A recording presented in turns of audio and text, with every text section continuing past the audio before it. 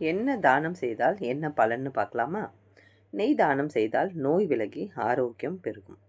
பசுவுக்கு கீரை தானமாக கொடுத்தா குடும்பத்தில் ஐஸ்வர்யம் பெருகி சகல ஆசீர்வாதம் கிடைக்கும். உணவு தானமாக கொடுத்தா வாழ்க்கையில் உள்ள கடன்கள் விலகும்.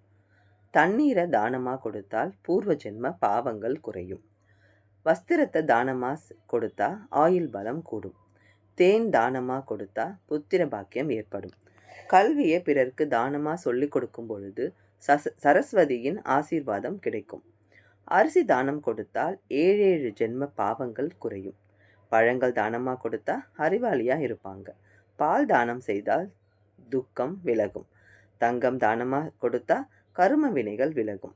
தேங்காய் தானம் கொடுத்தால் நினைத்த காரியம் நடக்கும். குலதெய்வ அருள் கிடைக்கும். இந்த பதிவு உங்களுக்கு பிடிச்சிருக்கோன்னு நினைக்கிறேன். பிடிச்சிருந்ததுன்னா லைக் பண்ணுங்கள். அப்படியே ஷேர் பண்ண மறந்துடாதீங்க. தேங்க்யூ.